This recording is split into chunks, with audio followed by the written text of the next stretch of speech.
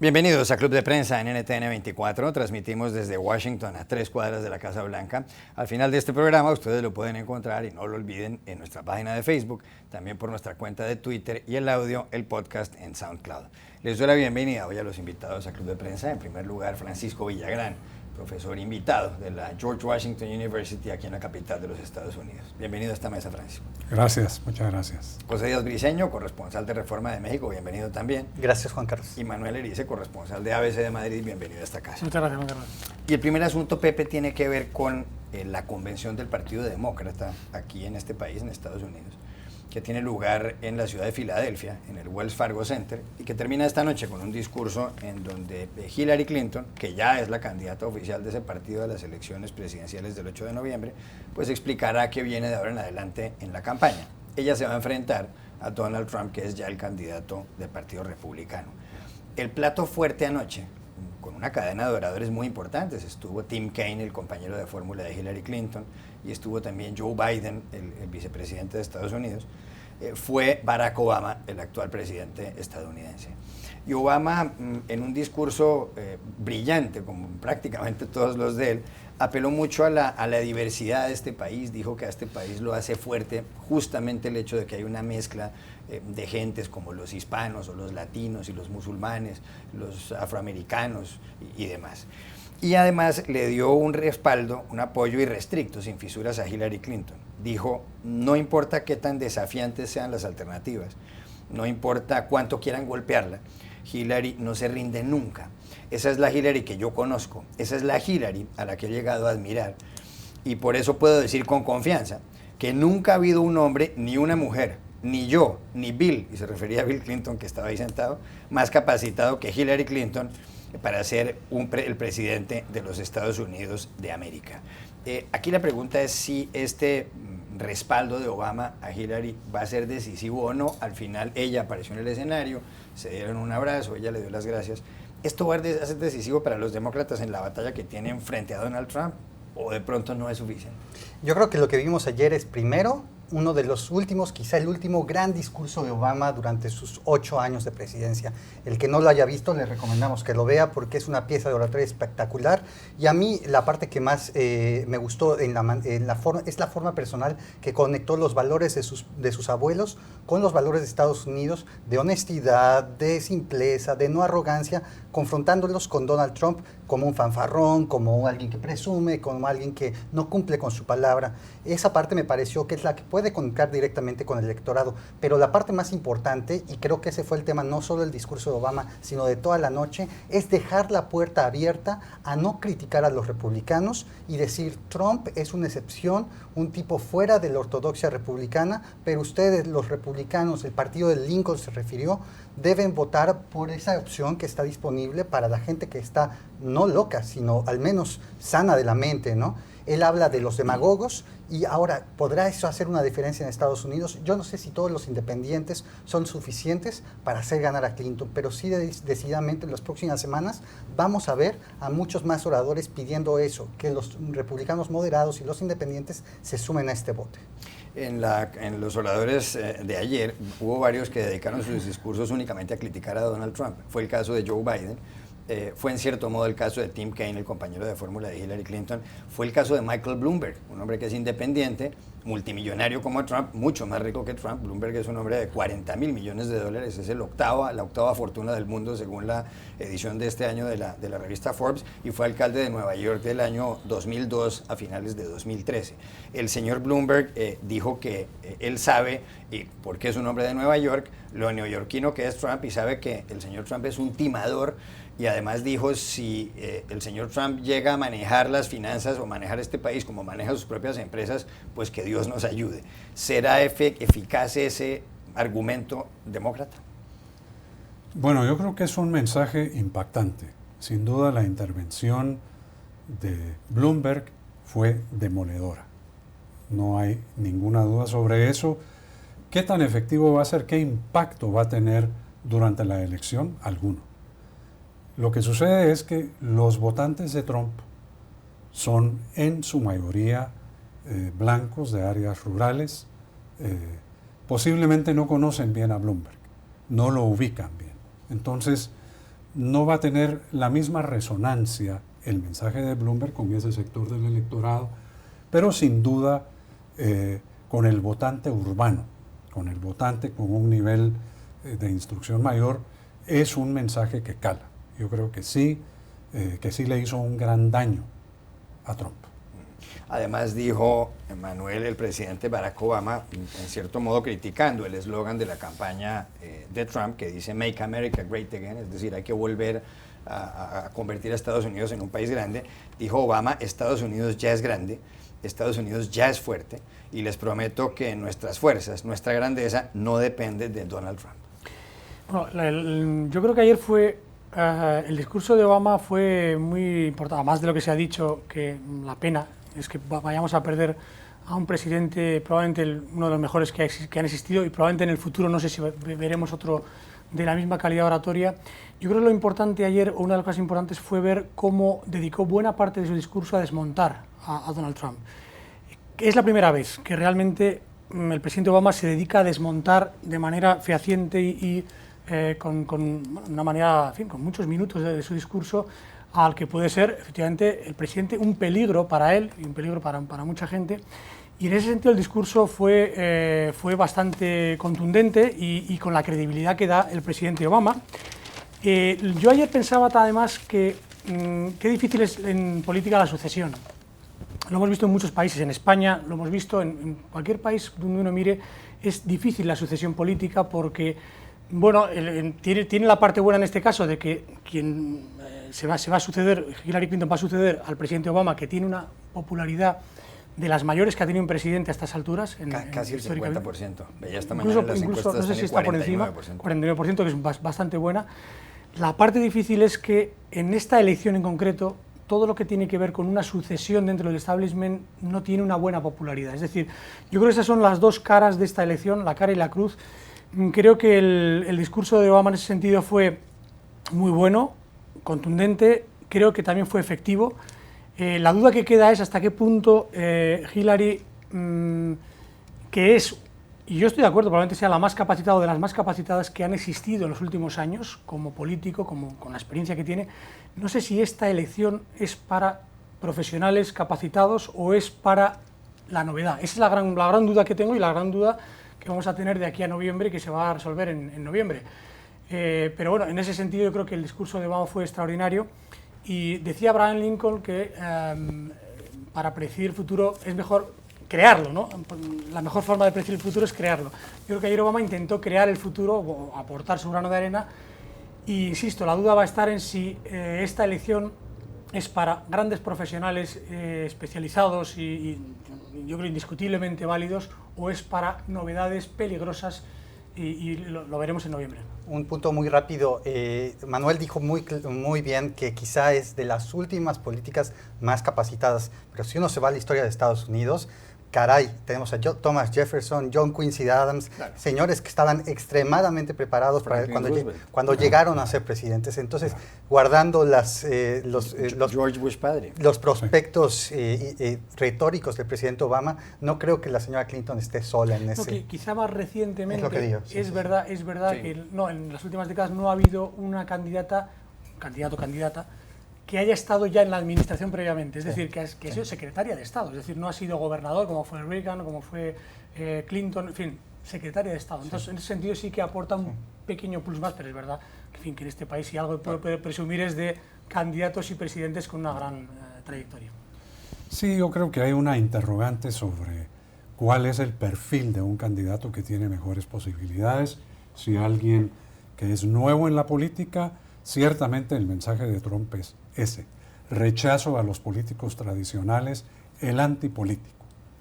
Pero hay que recordar que aunque ella es una política con una trayectoria conocida, va a ser la primera mujer que podría ganar la presidencia y eso es histórico. El primer presidente negro que le entrega a la primera presidente mujer, bueno, eso no se ha visto nunca, eso es histórico. Claro.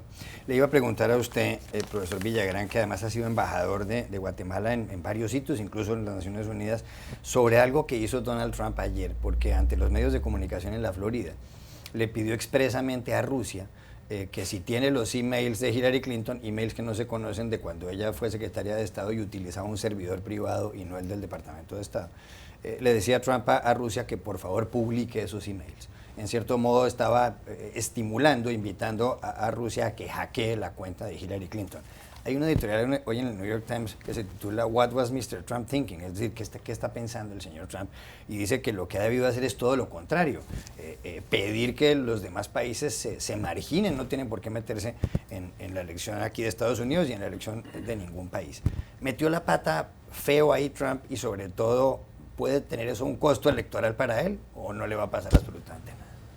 Bueno, que metió la pata, sí, sin duda. Es una irresponsabilidad monumental que diga algo así, que invite a un país que es rival de Estados Unidos a meterse en su elección y que revele información del candidato opositor. ¿Que es ilegal? No. Al parecer esto se enmarca dentro del derecho a la libre expresión, así que el tema no va por ahí. Ahora, ¿Trump va a pagar un costo? Yo supongo que con un segmento del electorado, sí, esto no se ve bien, esto asusta un poco.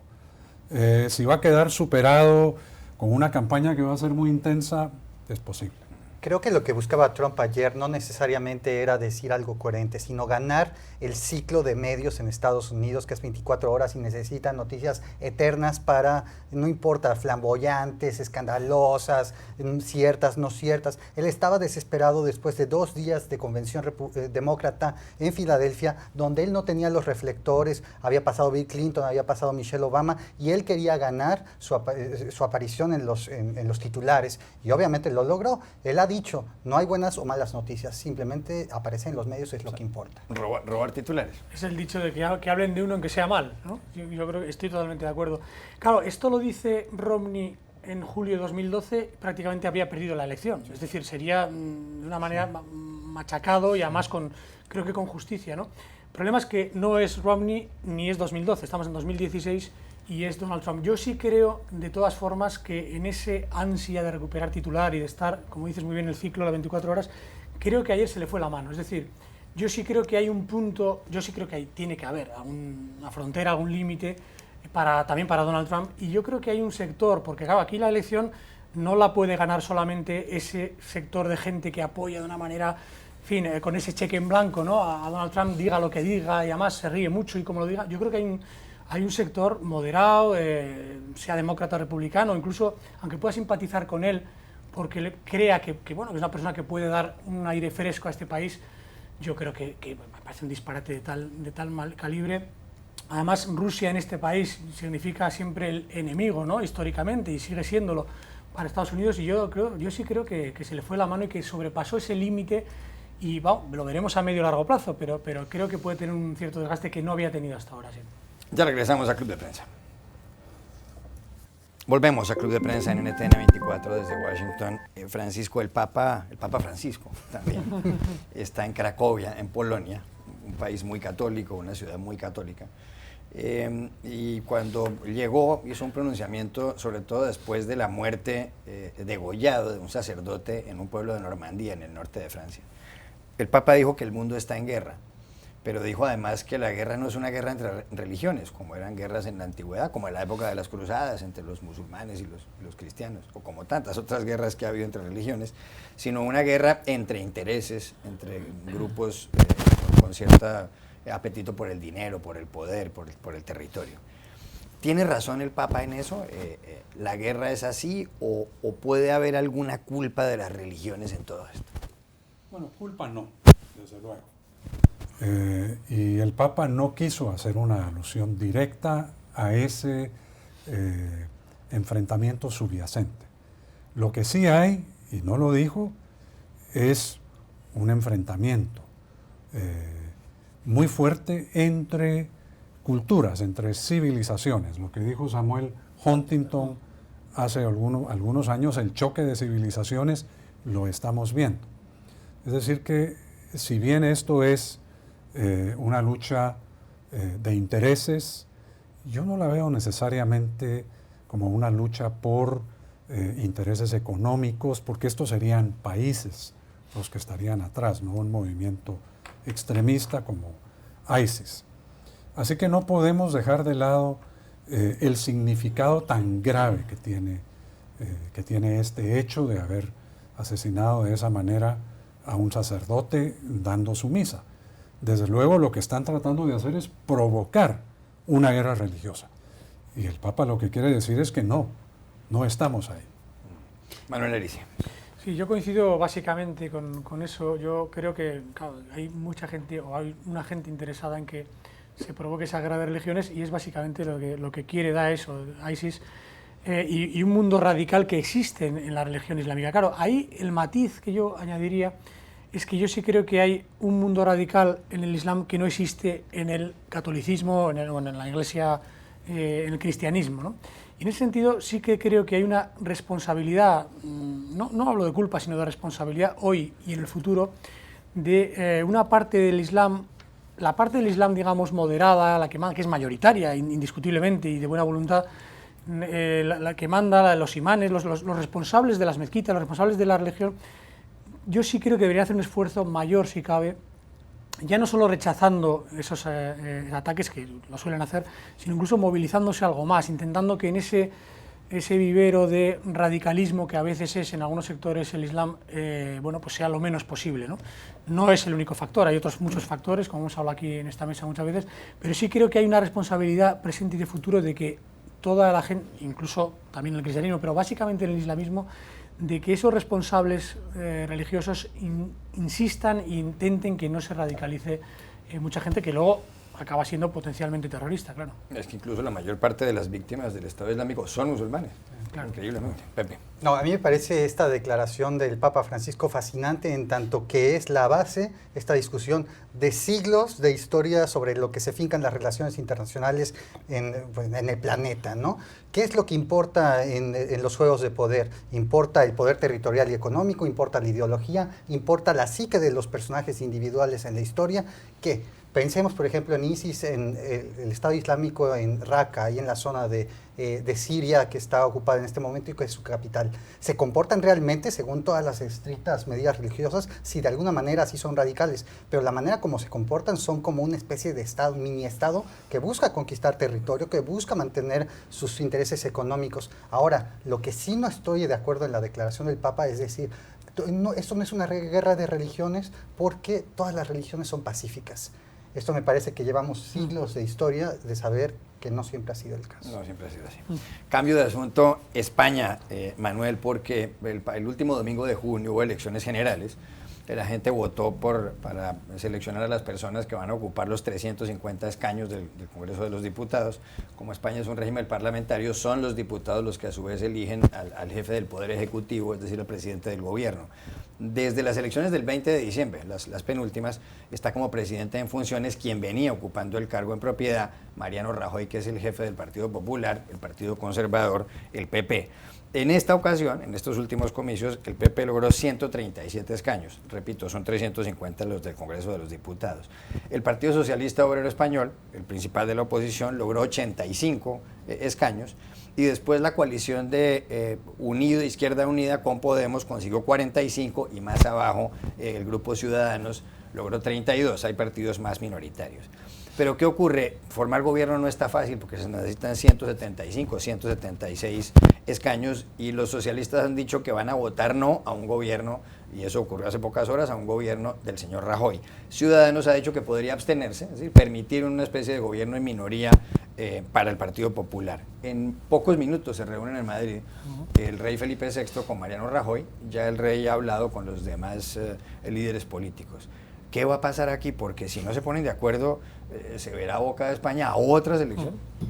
Bueno, yo creo que todavía hay margen. Efectivamente, en unos minutos se va a ver Mariano Rajoy con el rey. Yo creo, parece que lo que le va a plantear es que todavía no tiene esos apoyos y que quiere un poco más de tiempo. Y creo que además es bueno que haya un poco más de tiempo porque lo última siempre tiene que ser la última de las últimas bazas. La convocatoria de unas nuevas elecciones, el país no se puede permitir, ningún país, pero es decir, España de luego no se puede permitir unas terceras elecciones porque la economía, la sociedad está pidiendo a gritos que haya un gobierno estable. Un país que además, como tú bien sabes, conoces bien España, siempre ha tenido gobiernos estables. Bueno, ha habido efectivamente ese bipartidismo imperfecto que ha habido en España tradicionalmente ahora se ha abierto a una serie de fuerzas nuevas, hay un mayor, digamos, reparto de poder y bueno, lo que se está viendo es que no hay capacidad de diálogo, lo cual es tremendo para un país, que no exista esa capacidad de llegar a acuerdos.